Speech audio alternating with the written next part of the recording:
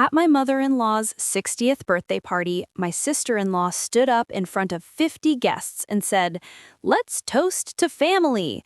Well, most of us. Some people's kids still can't figure out which bathroom to use at 13.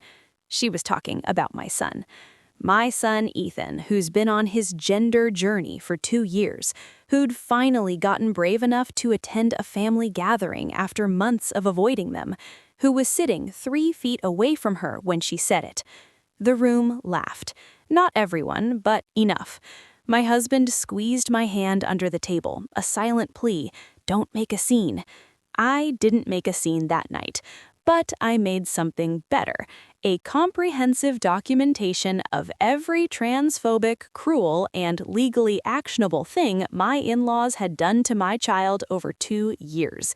And then I made sure they understood exactly what it costs to publicly humiliate a 13-year-old. Drop a comment. Where are you watching from? And like this video if you've ever had to protect your kid from family. My name is Rachel, and I've been married to David for 15 years. We have 2 kids, Ethan, 13, and Sophie, 10. 2 years ago, Ethan came out to us as transgender. He'd been struggling with his identity for years, and finally found the words to explain what he'd been feeling. "Dad, Mom, I think I'm a boy. I know I was born in a girl's body, but inside I'm a boy. I want to be called Ethan now." David and I didn't hesitate. We said, "Okay, you're Ethan. We love you." We started therapy, consulted specialists, connected with other families going through similar journeys. We changed his name at school, bought him new clothes, let him cut his hair. It wasn't always easy, but it was right. My in-laws did not agree. My mother-in-law, Patricia, is what you'd call traditional values. Church every Sunday, very concerned about what people will think, believes in proper gender roles. My sister-in-law, Jessica, is Patricia's golden child. Married at 22, 3 kids, stay-at-home mom, president of the PTA. Everything Patricia wanted in a daughter. I'm the daughter-in-law who works full-time, has opinions, and apparently is destroying my child by enabling this phase. When Ethan first came out, Patricia's response was, "You're confusing her. She's just a tomboy. This is your fault for not making her more feminine." Jessica's response was worse. "You're going to regret this when she realizes you let her mutilate herself. But I guess some people care more about being woke than being good parents." We set boundaries. Ethan had to be called by his correct name and pronouns, or we wouldn't attend family events. For 6 months, we didn't attend any family events. The reconciliation, that wasn't. 3 months after the disaster dinner, Patricia called David crying. "I miss my grandson. I miss Sophie. I even miss Ethan. I miss Ethan. Please, can we try again? I'll try. I promise I'll try."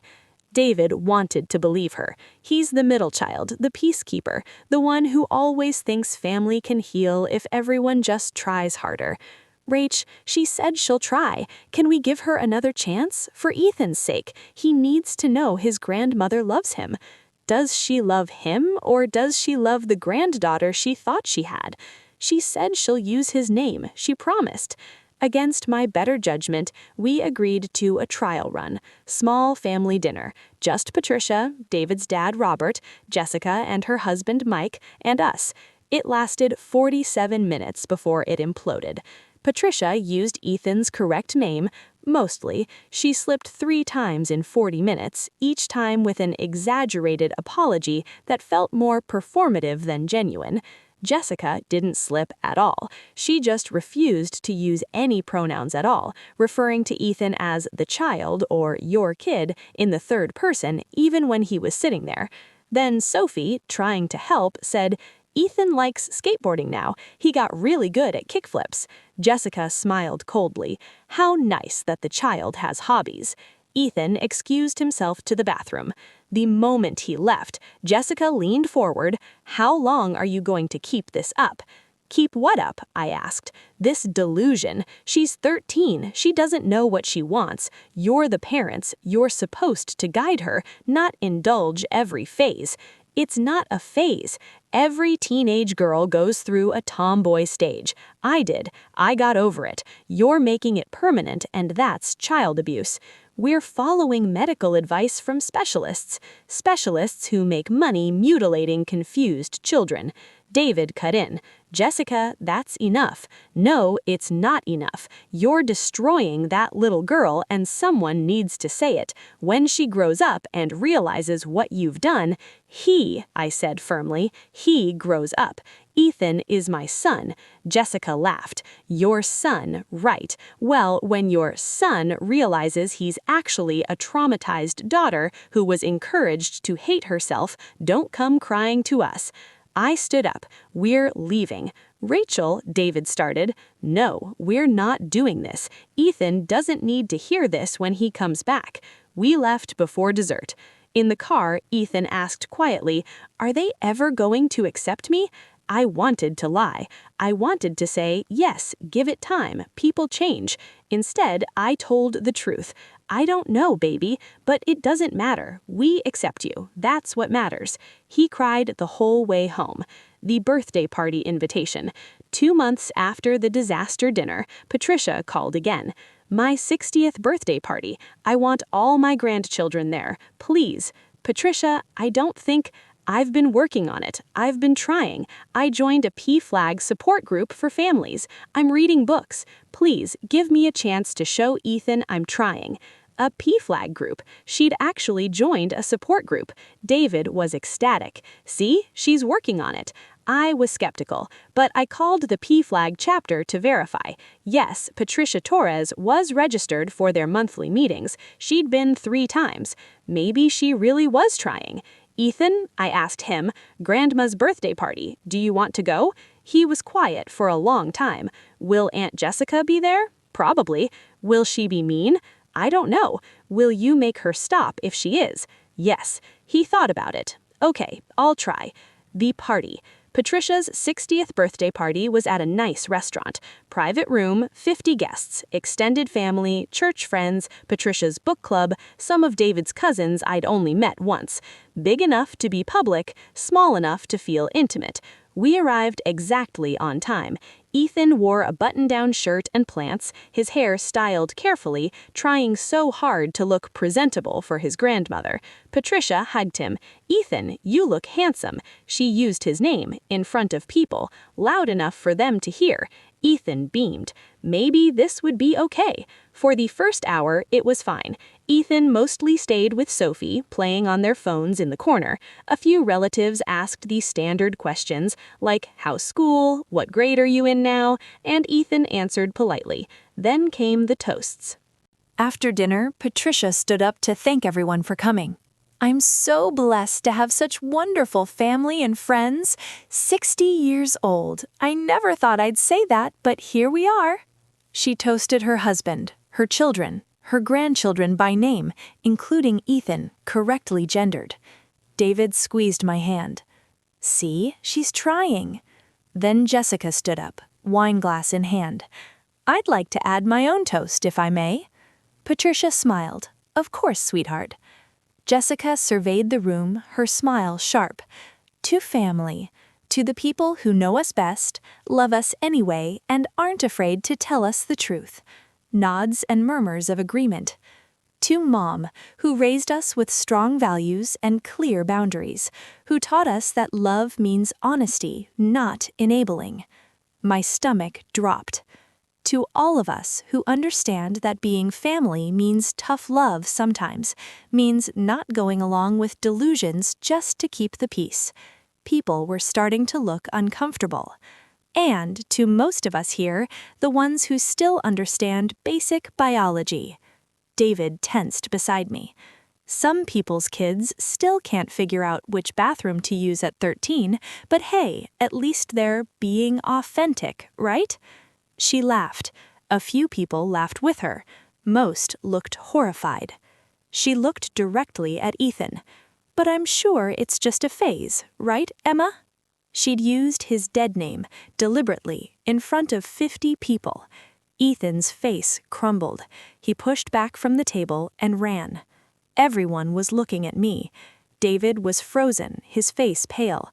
Patricia was saying something like, "Jessica, that was inappropriate." Jessica was smiling into her wineglass, satisfied. And I had a choice. Make a scene, scream at Jessica in front of 50 people, cause drama at Patricia's birthday party, prove I was the hysterical daughter-in-law who couldn't take a joke, or handle this the way I'd been handling everything else since Ethan came out, strategically. I stood up calmly. "Excuse me," I said politely, "I need to check on my son." I found Ethan in the bathroom, sobbing. "I want to go home. Please, I want to go home." "Okay, baby, we're going." I texted David, "Leaving. Ethan needs to go. Stay if you want. I'll drive separately." His response, "Coming with you. Give me 2 minutes." David came out 2 minutes later, his jaw tight. "Let's go." In the car, I asked, "What did you say?"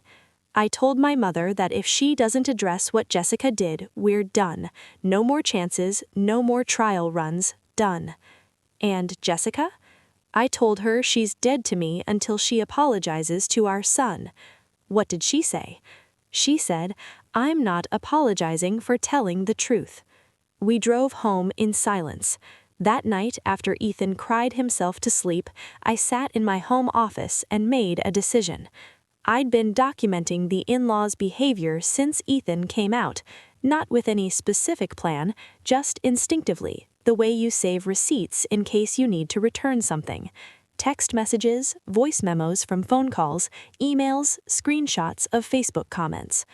2 years of escalating cruelty wrapped in concern and traditional values.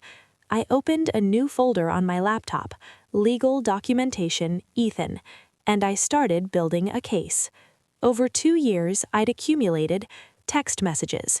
"Jessica, to me, you're destroying that little girl. God will judge you for this." Patricia to David, "I can't call her Ethan. It's against my conscience." Jessica to family group chat, "Praying for David and Rachel to see the light and stop this madness." Patricia during a phone call, "I love Emma. I'll always love Emma, but I can't pretend Emma is a boy. That's asking me to lie." Jessica when I confronted her after the trial dinner, "Some of us care more about truth than feelings. If that makes me a bigot, fine. I'd rather be honest." Jessica's Facebook post, public, "Heartbreaking when family loses their way. Praying for the children caught in the middle of adult delusions." Comments from church friends all tagging our family. Patricia to Ethan's school, which she copied me on, "I am writing to express concern about Emma Torres being allowed to use the boys' facilities. This is inappropriate and potentially dangerous." She'd tried to get Ethan's bathroom access revoked. In-person incidents documented via journal. Christmas 2022. Jessica refused to let her kids play with Ethan, saying, "I don't want them confused." Easter 2023. Patricia gave Ethan a dress as a gift for when she comes to her senses. July 4th, 2023. Jessica's husband Mike made a joke about attack helicopters and pronouns. The trial dinner. Jessica calling it child abuse and mutilation. The birthday party. Public dead naming and mockery. The day after the birthday party, I called Ethan's therapist, Dr. Sarah Matias. "I need to know, if Ethan's family is causing him psychological harm, what are our legal options?" Dr. Matias was quiet for a moment. "Are you asking about custody or restraining orders?" "I'm asking about protecting my son from people who are hurting him." "Rachel, I can provide a professional assessment documenting the psychological harm Ethan has experienced due to his extended family's behavior.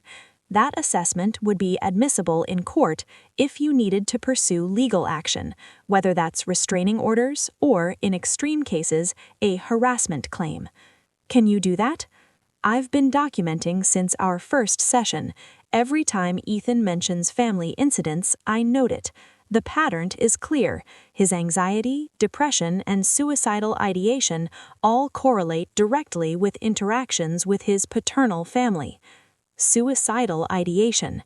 I hadn't known it was that severe. How bad is it? Rachel, Ethan has expressed passive suicide thoughts on 4 occasions over the past 2 years. Each time followed an incident with your in-laws. He's not actively planning anything, but he's told me multiple times that he doesn't want to exist anymore when family rejects him. My son wanted to stop existing because his grandmother and aunt couldn't use the right pronouns. I want the assessment, please. Dr. Matthias emailed it to me 2 days later. 14 pages, clinical language, devastating content. Key excerpts. Patient reports persistent feelings of worthlessness and inadequacy stemming primarily from rejection by paternal extended family. Notable correlation between family gatherings and acute depressive episodes. Patient has expressed ideation consistent with suicide risk assessment protocols on 4 occasions, all temporally linked to incidents of deadnaming or misgendering by family members. Continued exposure to invalidating and hostile family members poses significant risk to patient's psychological well-being and potentially to his physical safety. I contacted an attorney who specialized in family law and LGBTQ+ youth advocacy. Her name was Michelle Park, and she'd been recommended by our local PFLAG chapter. "Tell me everything," she said. I did. I showed her the texts, the emails, the voicemails, the social media posts, Dr. Matthias's assessment. Michelle read it all, her expression getting progressively darker. This is harassment. Potentially, this could be considered a hostile environment that rises to the level of emotional abuse. Can we get a restraining order? Possibly. The public deadnaming at the party, in front of 50 witnesses, is particularly egregious. The attempt to interfere with his school accommodations could be considered interference with medical care, since his transition-related accommodations are part of his medical treatment plan. What would a restraining order do? It would legally prohibit Jessica and potentially Patricia from contacting Ethan, coming within a certain distance of him, or discussing him on social media. Violation would result in criminal penalties. What about David's parents? They're his grandparents. Is that even possible? It's difficult, but not impossible, especially with Dr. Matthias's assessment documenting psychological harm. The court's primary concern is the child's welfare. If we can demonstrate that contact with these family members poses a clear risk to Ethan's mental health, a judge may grant a protection order. What's the downside? Michelle leaned forward. The downside is that you'll blow up David's family. His mother will never forgive you. His sister will paint you as the villain who tore the family apart. You'll be the bad guy in their narrative forever. And the upside? Your son might actually survive his teenage years. That night, I showed David everything. The documentation, Dr. Matthias's assessment, Michelle's legal opinion. He read it all in silence. When he finished, he was crying. Suicidal ideation. Our son has thought about killing himself because of my family. 4 times in 2 years. And I kept pushing for reconciliation, kept saying they just needed time, kept asking him to try. You didn't know. I should have known. He stood up, pacing. I'm his father. I should have protected him. Instead, I kept offering him up to people who treated him like he was broken. David, my sister used his dead name in front of 50 people, Rachel. She looked at our 13-year-old son who was trying so hard to be brave, and she mocked him. And I just sat there. You were in shock. No, I was in denial. I wanted to believe my family could change, but they can't, or they won't. Either way, the result is the same. Our son suffers. He looked at the legal papers. Do it. File for the restraining orders against both of them. Your mother, too? She's enabled all of this. She invited us to that party knowing Jessica would be there. She let Jessica give that toast. She's had 2 years to actually change, and instead she just got better at hiding her real feelings. Yes, my mother, too. This will destroy your relationship with your family. Good, they destroyed their relationship with my son. Now they get to face the consequences. Michelle filed for 2 temporary restraining orders, TROs. Restraining order against Jessica Martin, David's sister. Stay-away order, 100 yards from Ethan. No contact, direct or indirect. No social media posts about Ethan. No contact with Ethan's school or medical providers. Restraining order against Patricia Torres, David's mother. Stay-away order, 100 yards from Ethan. No contact, direct or indirect. No social media posts about Ethan. No contact with Ethan's school or medical providers. The court scheduled a hearing for 2 weeks later. We had to serve them the papers. David insisted on being present when they were served, even though legally he didn't have to be. The process server went to Jessica's house first. She answered the door with a smile that vanished when she saw the papers. "What is this?" "You're being served with a restraining order application, ma'am." She read the first page, looked up at David, who was standing by the car. "You're suing me? You're suing your own sister?" "I'm protecting my son from you." "From me? I told the truth. That little girl is confused and you're enabling." "Stop. Don't say another word. Anything you say can be used in court." Jessica's husband, Mike, came to the door. "What's going on?"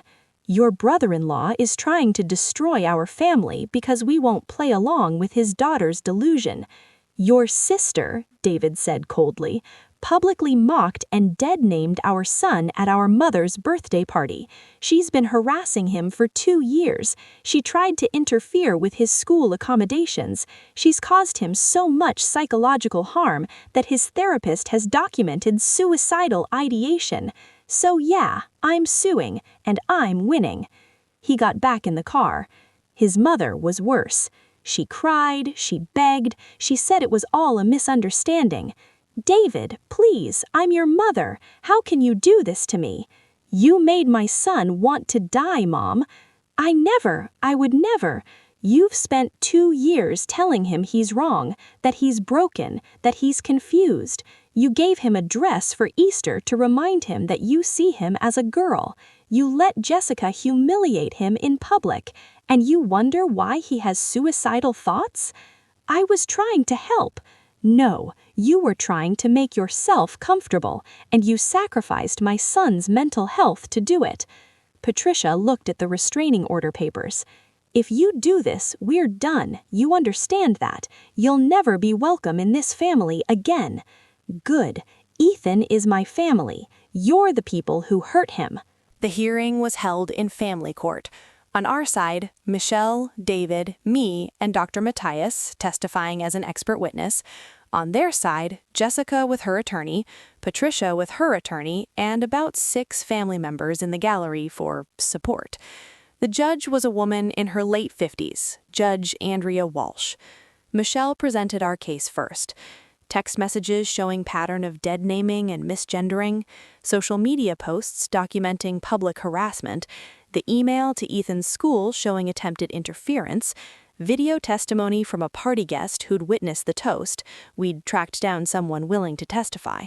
Dr. Matthias's psychological assessment, photos of Ethan from before and after family gatherings showing visible distress. Then Dr. Matthias testified. Ethan Torres is a 13-year-old transgender male who has been receiving gender-affirming care under my supervision for 2 years. During that time, I've documented significant psychological trauma directly attributable to his extended family's refusal to acknowledge his gender identity. "Can you be more specific?" Michelle asked. On 4 separate occasions over 2 years, Ethan expressed passive suicidal ideation, thoughts that he would be better off not existing. In each case, these thoughts emerged within 48 hours of an interaction with either his grandmother or his aunt. The correlation is clinically significant and deeply concerning. In your professional opinion, does continued contact with these family members pose a risk to Ethan's welfare?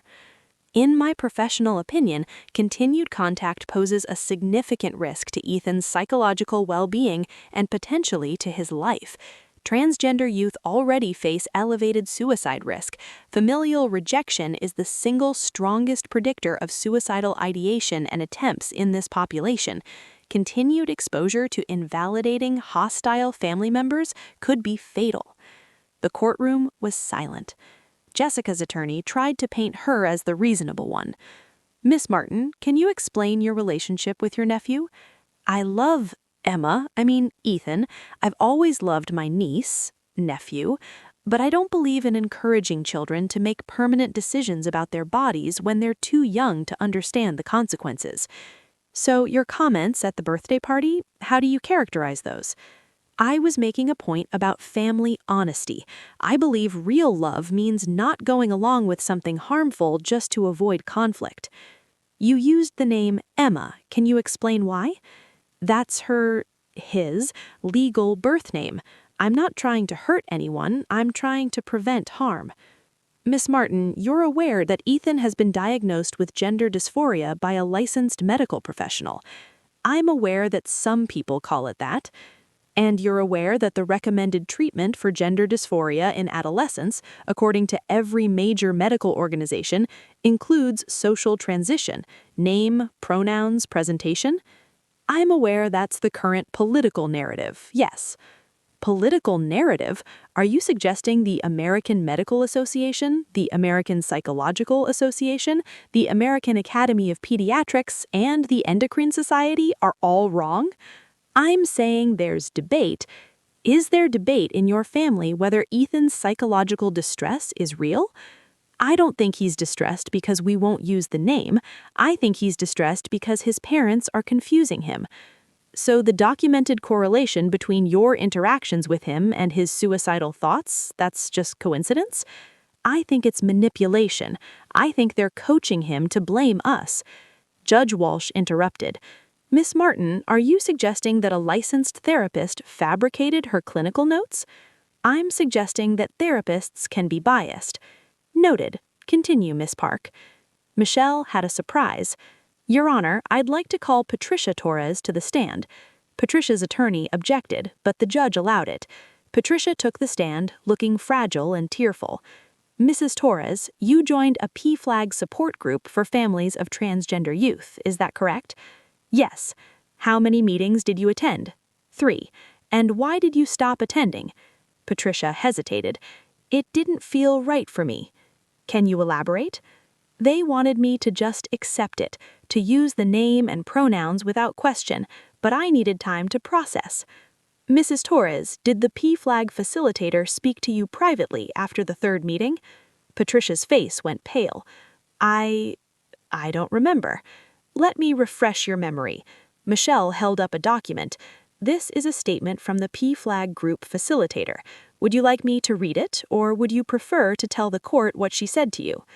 She said that she couldn't allow me to keep attending if I was going to continue referring to Ethan as she and my granddaughter during the meetings.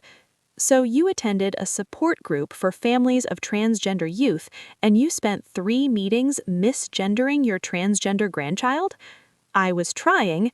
You were performing, Mrs. Torres. You joined the group so you could tell your son you were working on it, but you had no intention of actually changing. Isn't that true?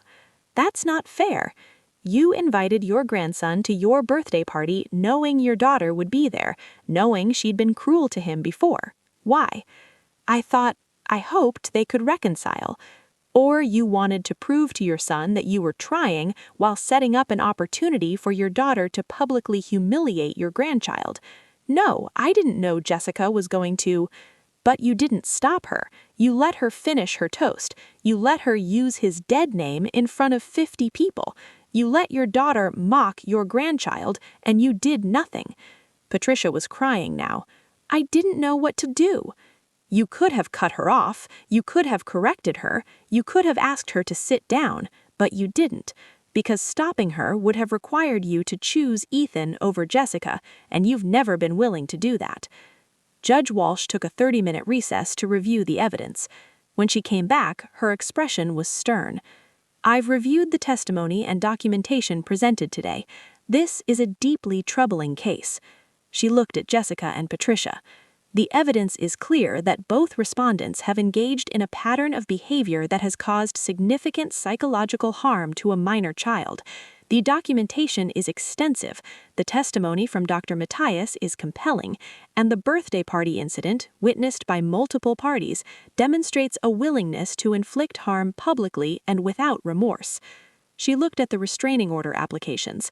I'm granting both temporary restraining orders with the following conditions: no contact with Ethan Torres, direct or indirect, stay-away order 500 feet, no social media posts about Ethan or his family, no contact with Ethan's school, medical providers, or extracurriculars, no discussion of Ethan with any other family members who may relay information to him, no contact with Ethan Torres, direct or indirect, stay-away order 500 feet, no social media posts about Ethan or his family, no contact with Ethan's school, medical providers, or extracurriculars. Exception: supervised contact may be permitted if Mrs. Torres completes a family acceptance program and provides documentation of completion, subject to Ethan's consent. These orders will remain in effect for 1 year, at which time we'll review whether they should be extended, modified, or dissolved. Jessica stood up. This is ridiculous. You're punishing me for having moral values. Sit down, Miss Martin. One more outburst and I'll hold you in contempt. Judge Walsh looked at David and me. Mr. and Mrs. Torres, I commend you for protecting your son. Too many parents fail to do so. Ethan is lucky to have you. She banged her gavel. We're adjourned. Jessica violated the restraining order within 2 weeks. She posted on Facebook, "When the courts side with child abuse because it's politically correct. Praying for my nephew who's being destroyed by his own parents. #SaveOurChildren." Michelle filed a motion for contempt. Jessica was fined $5,000 and warned that another violation would result in jail time. She hasn't posted about us since. My mother-in-law completed the family acceptance program the judge recommended. It took her 4 months. She sent David a letter. "I've learned things I should have known all along. I was so focused on what I believed was right that I couldn't see the harm I was causing. I can't undo what I've done, but I want to try to do better. If Ethan is willing to see me, with supervision, on his terms, I would like to try." Ethan read the letter. He thought about it for a week.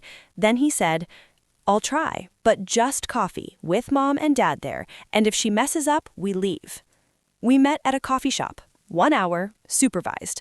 Patricia used his name, his pronouns. She asked about school, about skateboarding, about his friends. She didn't mention gender. She didn't apologize excessively. She just tried. At the end, she asked, "Can we do this again sometime?" Ethan said, "Maybe." It's not reconciliation, but it's not nothing. David hasn't spoken to Jessica since the hearing. She's tried to reach out through other family members, claiming she's the real victim. Most of David's extended family sided with her initially. "You took your own mother to court. You're tearing the family apart. It was just a joke." But a few, not many, but a few, reached out privately. David's cousin Maria, "I'm so sorry. I didn't realize how bad it was. I'm proud of you for protecting Ethan." David's Uncle Tom, "Your sister was always a bully. I'm glad someone finally called on it." David's childhood best friend, technically family through godparent tradition, "You're a good dad. Don't let them make you doubt that." 6 months after the hearing, Ethan is doing better.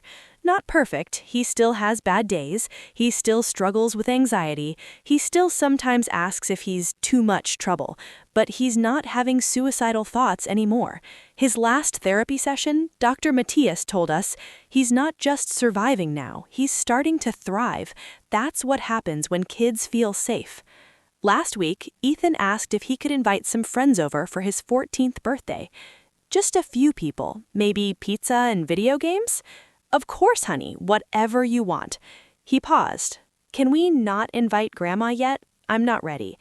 "Absolutely. Your birthday, your guest list."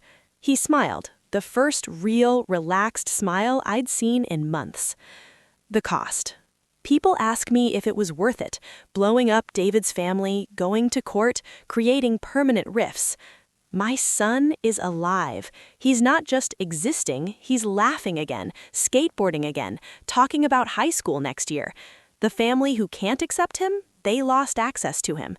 But the family who loves him unconditionally, we're still here.